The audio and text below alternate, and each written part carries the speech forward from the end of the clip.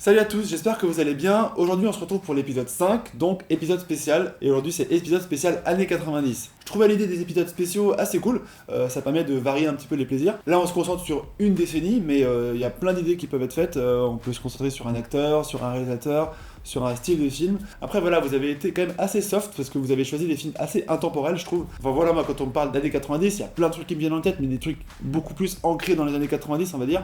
Je pense à The Mask, je pense à Jurassic Park, pour moi qui sont des symboles des années 90, même Ace Ventura, enfin il y a plein de films, même Les Visiteurs, enfin voilà, il y a plein de choses. Là vous avez finalement choisi des films assez intemporels. Alors il y a des choses qui peuvent être cool, maintenant on va voir, ça va dépendre du tirage au sort. Je sais pas ce que ça va donner, il y a des films qui ont déjà été utilisés sur la chaîne, donc je pense qu'on va commencer par le tirage au sort du coup des films US, comme d'habitude, et on va voir ce que ça va donner. C'est parti. Allez, c'est parti pour le film US, sur quoi on va tomber. On va voir, il n'y a pas eu un grand choix, hein. Vous n'avez pas été nombreux à voter cette fois. Et Seven, pareil, vous avez vu, hein, intemporel. Pour moi, c'est pas un truc hyper ancré dans les années 90. Mais par contre, il y a du dialogue. Il y a beaucoup de dialogue, mais entre les deux personnages principaux. Donc, à voir si on ne tombe pas sur un film français avec beaucoup de personnages de partout. Dans ce cas, ça va être très compliqué de choisir les correspondances de personnages. Par contre, on sait qu'il y a du potentiel. Maintenant, c'est parti pour le film français et on va voir ce que ça va donner. Allez, film français, c'est parti. Tirage au sort. Sur quoi on va tomber? Seven versus... Ok, le dîner de con, c'est pas mal. Dîner de con, c'est pas mal. Parce qu'il y a vraiment deux personnages principaux aussi. Et en vrai, ça me rappelle un mashup qui était déjà sur la chaîne et qui a disparu de la chaîne, qui était Fight Club versus le dîner de con, qui fonctionnait vraiment bien. Et en vrai, en réfléchissant, je pense que je vais aussi remettre Brad Pitt avec le personnage de François Pignon. Bon choix, je pense, de film. Il y a du potentiel, je pense qu'il y a des bons dialogues à faire. Les deux personnages des deux films, je pense qu'ils peuvent me matcher. Donc voilà, on va voir ce que ça donne. Maintenant, on va passer au montage. C'est parti, j'ai du boulot.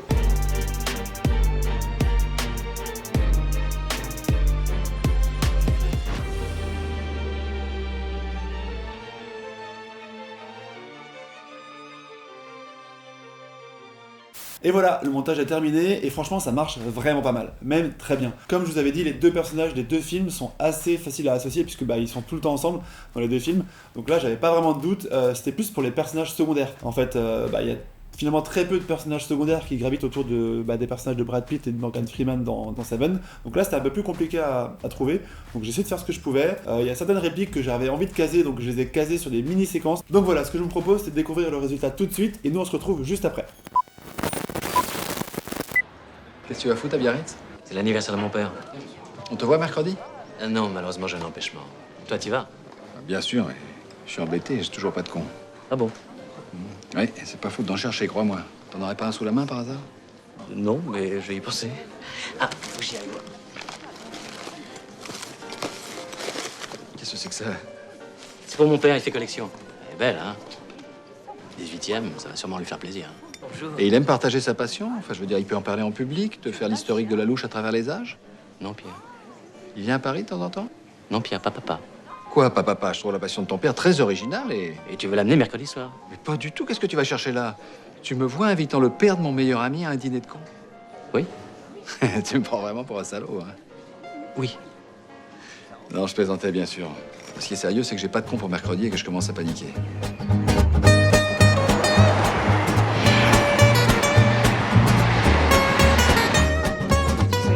Bonjour, vos billets, Pierre, j'en tiens Comment est-il? un champion du monde. Ton dîner, tu l'as décommandé? Non, je n'ai pas décommandé mon dîner. C'est pas vrai, dans l'état où tu es, tu veux quand même aller à ce dîner sinistre. On va pas recommencer, c'est un dîner qui m'amuse, si tu le trouves sinistre. Écoute, tu vas pas me faire la gueule parce que j'ai envie de m'amuser un peu. Décommande-toi, reste avec moi ce soir. Tu sais que ça va pas très fort, moi, en ce moment. Eh ben justement, change-toi les idées, viens avec moi, tu vas voir, c'est irrésistible ce dîner. C'est irrésistible d'inviter un malheureux pour se moquer de lui toute la soirée. C'est pas un malheureux, c'est un abruti. Y a pas de mal à se moquer des abrutis, ils sont là pour ça, non? Alors comment ça va, monsieur Pignon? Très bien, je vous remercie. Je suis tombé sur votre répondeur tout à l'heure, il est très amusant. Ah oui, j'essayais de faire un message un peu original. Très réussi, j'en ris encore. Figurez-vous que tout le monde m'en parle. Et j'ai même des amis qui me demandent de faire leur message. Ah, mais ça ne m'étonne pas du tout. Je suis vraiment ravi de vous connaître, monsieur Pignon. Moi aussi, monsieur Brochon. Depuis que vous m'avez appelé au ministère, c'est bête à dire, mais je suis comme sur un nuage. J'ai d'abord cru que c'était une blague. J'ai dû vous paraître stupide au téléphone. Oui. Non, vous étiez parfait. Qu'un grand éditeur comme vous veuille publier un ouvrage sur mes maquettes et que vous m'invitiez à dîner en plus, vous avez changé ma vie, monsieur Brochant. Oui, pour ce qui est de l'ouvrage, c'est encore un projet un peu vague, hein. Alors, je vous ai apporté les photos de mes plus belles pièces. La Tour Eiffel, Superbe. 8 mois d'effort. Ça se voit. Et vous faites ça le soir, après votre travail? Le soir et pendant les week-ends, dès que j'ai un moment de libre, quoi. Et vous êtes marié? Oui, enfin, non. Tancarville. Magnifique, mais vous êtes marié, oui ou non? C'est-à-dire que ma femme est partie. Ah bon? Avec un ami à moi. Ça arrive, ces choses-là. Un type que j'ai connu au ministère, pas méchant. Un soir, je l'ai amené à la maison et il lui a plu.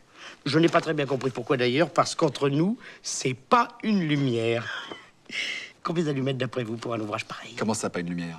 Le garçon avec qui elle est partie, c'est pas pour dire, mais qu'est-ce qu'il est bête. Allez, dites un chiffre. Mais plus bête que... Enfin, je veux dire, vous êtes intelligent, vous, alors, par rapport à vous. Moi, je n'aime pas être grossier, mais là, il faut employer le mot, c'est un con. Mon Dieu. Alors? Excusez-moi, mais je n'arrive pas à croire que votre femme soit partie avec un con. Ah, mais moi non plus. Et c'est un vrai débile. Il ne parle que de planche à voile. Et où peut-on le rencontrer, ce garçon? Pourquoi vous aimez la planche à voile? Mais énormément, je suis passionné de planche à voile. Alors vous allez bien vous entendre avec lui. Il s'appelle Jean-Patrice Benjamin. Mais au ministère, on l'appelle Ducon. Vous trouverez son numéro dans l'annuaire. À Benjamin, hein, pas à Ducon. Vous faites peine à voir. On dirait un cheval qui a raté une haie. On vous abattrait sur un champ de course. Allez-vous-en, monsieur Pignon. C'est quoi, rester paralysé, ça? Je veux pas vous affoler, mais si la moelle épinière est touchée, c'est paralysé à tous les coups. Et là, par un voyage à Lourdes... J'y vais. Il vous ouvrira pas d'abord, il est très méfiant, le meneau. Et si on lui téléphonait? Et pour lui demander quoi? Si ma femme est dans son lit, il va sûrement me répondre, bah bien sûr, elle est là, bien au chaud, sous la couette. Sous la couette. Sous la couette. Sous la couette. C'est fini, oui? Il serait pas un peu con, dis-moi? C'est pour ça que je l'ai invité. Ne me dis pas que c'est le type Si, de ton... c'est horrible, horrible. C'est pas vrai, c'est le con de ton dîner? J'en peux plus, juste, j'en peux plus. C'est pas drôle. Excuse-moi, mais je te vois avec ton tour de rein et ton chagrin d'amour entre les mains. Arrête, s'il te plaît. Tu sais, quand elle m'a dit qu'elle te quittait, ça m'a pas vraiment réjoui. Mais t'imaginer toute la soirée avec ce con... Putain. Et voilà, merci d'avoir suivi cet épisode spécial années 90, j'espère que ça vous a plu. En tout cas, je trouve que ça cool de varier un petit peu et de mettre des épisodes spéciaux régulièrement, je pense tous les 5 épisodes, ça peut être pas mal. Il y a plein de choses à faire, encore une fois, on verra, mais je pense que bon, voilà, soit des genres de films, soit des acteurs, de réalisateurs, il y a plein de choses à faire, j'ai réfléchi pour la suite en tout cas. Concernant le mashup, écoutez, j'espère que ça vous a plu, je pense qu'il est cool. Forcément, il a rappelé un petit peu le mashup Fight Club versus Un dîner de con, qui était présent sur la chaîne mais qui a disparu. Et pour ceux qui l'avaient déjà vu à l'époque, si vous vous demandez pourquoi il a disparu de la chaîne, j'avais quelques idées en tête pour remettre en avant ces quelques mashups qui ont disparu de la chaîne, parce que il y en a d'autres en fait, c'est pas le seul.